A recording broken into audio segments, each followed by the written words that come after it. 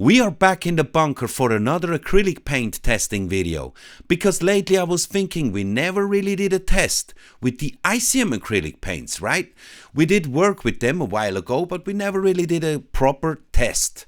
So, contacted Icm, and here we have this nice little World War II Royal Air Force paint set. It comes with 5 different paints, it's a smaller paint set, and 1 extra bottle of varnish. So let's have a proper look and do a proper test on the Icm acrylic paints. Let's go.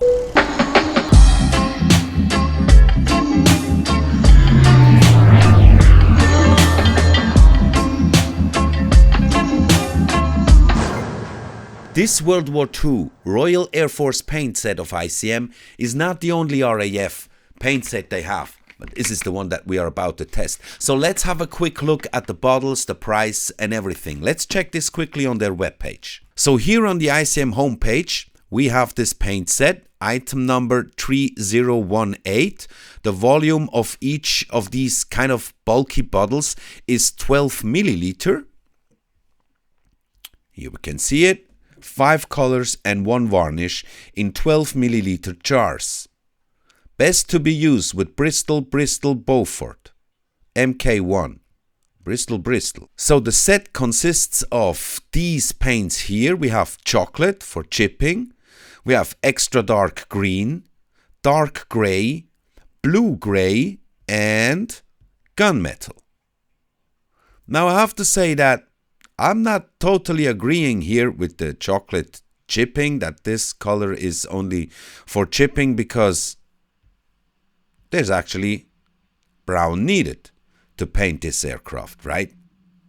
So there's no price here. Icm does not directly sell these paints or sell stuff from their homepage. So, but there's a link. You like it? Find out where you can buy it. If you click on this link, you have a selection of different suppliers. Now the closest to where I live is here in Austria.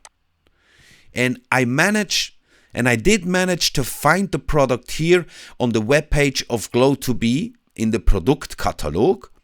Was not that easy, but I found it. And here the unverbindliche Preisempfehlung is €12.49. They even have the liter price here, the basic price, €173 per liter. Okay, but we don't want to buy it in liters, we just want this paint set. Now for everybody in the States, this is $14.50. So this leaves us with a price per jar of €2 or $2.27. Now these are the jars that they have for their paints. It's a bit unusual, but I kind of like it. They look nice. And meanwhile, during this test, I found out what's the best way to get the paint out of this bottle into my mixing cup. I didn't know it at first, but during the test, I found out. You can see here the lid. If I take it off, the tip is quite big. It has a little bubble here. The tip is quite big. It's a bit unlike the type of jars or bottles that we are used to for acrylic paints. It's not like the Spanish fraction. It's completely different. I like this. I like different ideas and different designs. Now the Icm jars always contain 12 milliliters of paint. Unlike the Spanish fraction, I use them as a reference. Usually their bottles come with 17 milliliters. So these contain 5 milliliter less, but the paint is quite thick, so you can thin it down and you will have more in the end. So I would like to thank Icm for sending us these samples of their paint sets so that we can test it on the channel and we can show you guys what's up with the Icm paints. Now, before we start, please do not forget, like the video, subscribe to the channel, and most of all, leave a comment. Please let me know what are your experiences with the Icm paints, with the Icm acrylic paints here. Did you already test them and worked with them? Please let me know. Leave a comment down below. And now let's test. Now our test object here this time is a quickly assembled Airfix model kit of a Curtiss P40 Warhawk. I applied black primer on the upper surface and grey primer on the lower surface, and I also did a quick black panel line shading. The first paint we are about to test is the extra dark green. Now I will go into the mix that I did with the paints a little deeper later in the video, but first let's say I always used flow improver and mixed everything together with Vallejo's airbrush thinner, their acrylic airbrush thinner. The flow of the paint is quite nice. The bottles only contain 12 milliliters of paint, but the paint is quite thick. So it's important to thin it down, but once you get the right mixture, the flow of the paint is very good. I really like it, and also the coverage, especially of the darker colors, is very high. The second color in the test is the blue-gray. I think just talking about the color tone, it is quite bright. It appears more as a light blue than a blue-gray. Also, of course, the coverage was a bit less good than it was with the extra dark green, but that is just due to the color tone. I think that's in the nature of this color tone. I tried to get the paint out of the bottle with my tool because I thought, yeah, it's too thick to drop it out. Also, the tip is like big and round, but I found out here with the gunmetal, this metallic color, which is quite fluid. The consistency is less thick compared to the blue-gray. I could just drop the paint carefully, drop the paint directly out of the bottle. Add some flow improver, 3 drops to be precise. So first I always added 12 to 15 drops of Vallejo's airbrush thinner, did a premix, and if necessary, maybe added 3 to 5 drops more of the thinner. The flow of the gunmetal color tone was much better than the 2 previous colors. Not that these were bad, but the consistency of the gunmetal is just more fluid. But on the other hand, also the coverage was less. Although with the first 2 coats, the entire surface already got a nice metal shine, but it was, you could still see through. You could still see through and see the primer underneath it. So at least 2 more coats were needed to get the entire surface in a metal-like color. The dark gray color tone is very nice. It behaves wonderful. It was actually the best of all the 4 tones that we tried already. Again here, not that the other tones were bad, but dark gray was particularly nice.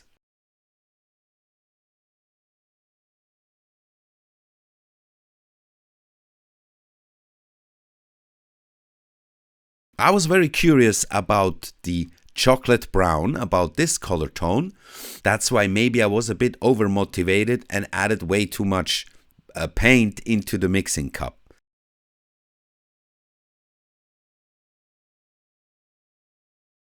The chocolate tone was slightly thicker than dark gray, but nevertheless was very nice, a good experience to spray it. The flow very good, the coverage very good. Now let's have a look at the results when all the paints have definitely and finally dried. Okay, so now that the paint has completely dried, let's have a look at the results of the World War II Royal Air Force acrylic paint set by Icm. Here's the extra dark green dried. There's a little bit of overspray from the blue-gray here. Never mind that. Here on this side as well, the extra dark green. It has dried very dark, I gotta say. If we reduce the light here, so you can see it, it has dried very dark. all the paints have dried completely flat in a beautiful flat finish. Also, they are quite durable. The paints feel a bit more durable compared, for instance, to Vallejo Model Air, which is a good reference. So this is the blue-gray. I switched off the light now so we can have a better look at the tone. It's quite bright. Like here in comparison to the extra dark green, which dries very dark, the blue-gray quite bright, but dries in a very beautiful finish. The next paint we tested was gunmetal, here at the wingtip. In contrary to all the other colors, gunmetal, of course, is not drying flat. It has a gloss finish. We switch on the light. It has dried very nice in a beautiful surface. For gunmetal, it maybe could be a bit darker, I believe. Maybe. This reminds me of steel, like, yeah, the color tone steel of other brands. Right next to the gunmetal, we have the dark gray tone, has dried in a nice flat finish. Quite dark also. Here without the light.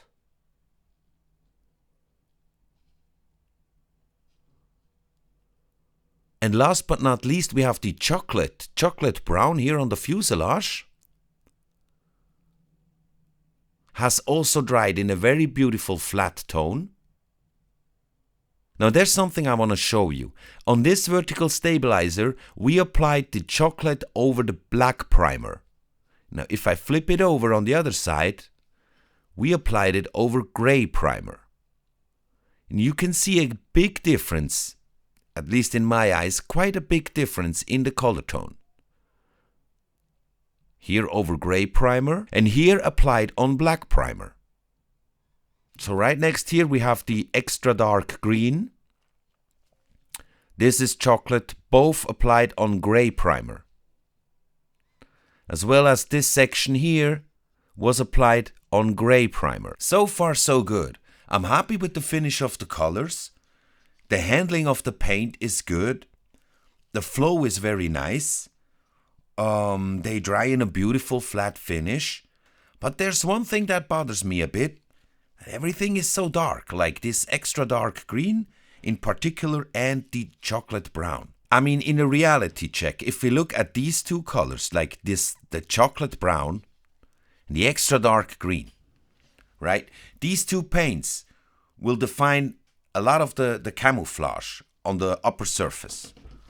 Like Icm pictures here. So I know this is an image, this is a painting, but just compare the brown tone and the green tone to this. So I'm not too happy with this being applied completely over a black primer. I do like this look though. That's why I want to take the test one step further and find out how these two paints in particular here, the extra dark green and chocolate, how will they appear on gray primer? Let's check it out.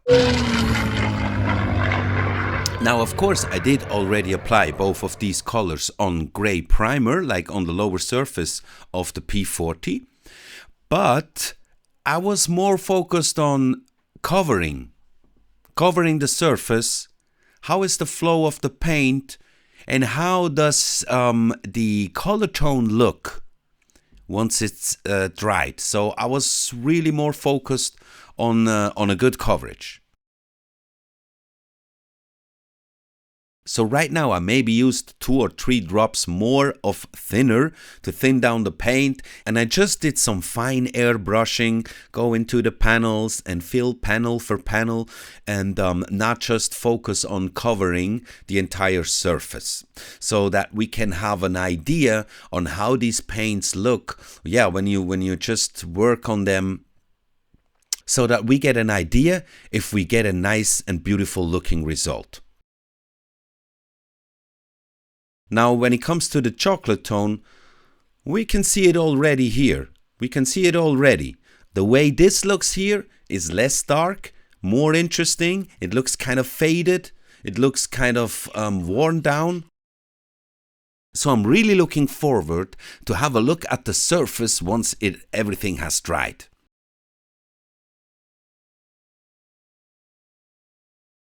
And here we do have the finished result. Now this I like a lot better. These two colors applied on gray primer with appreciating or without appreciating. It's not about the appreciating here, it's really more about the gray primer surface, the bright surface. This looks much better. I like it much better. And also again, I'm coming up with this picture here. This is more alike. Still not the same tones. They don't need to be the same tones. But just the feeling when you look at this. This is much more alike than the appearance of the chocolate color tone here on black primer or the extra dark green on black primer. Here this direct comparison. So after this test, I maybe come to the conclusion that Icm acrylic paints are best applied over gray primer, especially the darker tones, like these two fellas here. Okay folks, so now that we have the results of all this, of course we want to go next level. And there's a sixth bottle included in the set, right? Whoop, where is it? Here. The satin varnish. So of course we will also test the varnish over these paints. Now we will cover all the sections that we painted with the varnish. Let's do this. Oops. To mix the Icm satin varnish, I didn't use any flow improver and I used less thinner. So in the first round of varnishing, I just covered the entire surface with a thin coat. Thin coat, not too much pressure on the airbrush, on the trigger of the airbrush when pulling it back. I left it to dry for a few minutes. Not much, this varnish dries quite quickly. So after 2 or 3 minutes, I did the second round and applied more varnish this time. Cover the surface, don't overdo it, but give it enough. Give it enough to cover the surface. I waited around 20 to 30 minutes before I applied the third and last coat. Alright, now here we have the final finished result. Everything is covered with the satin varnish and the satin varnish has completely dried meanwhile. Now I'm gonna show you the appearance of the colors first without additional light and then with light, okay? So you can compare. Now basically we can say about the satin varnish that it dries in a very beautiful tone. Everything has a nice satin finish. So on this wing we have first the extra dark green and the blue gray. Now sealed with the satin varnish. As soon as I switch on the additional light, the blue-gray turns very bright because it reflects a lot of light. On the other wing, we have gunmetal outside and dark gray on the inside. Up close with additional light. And without additional light.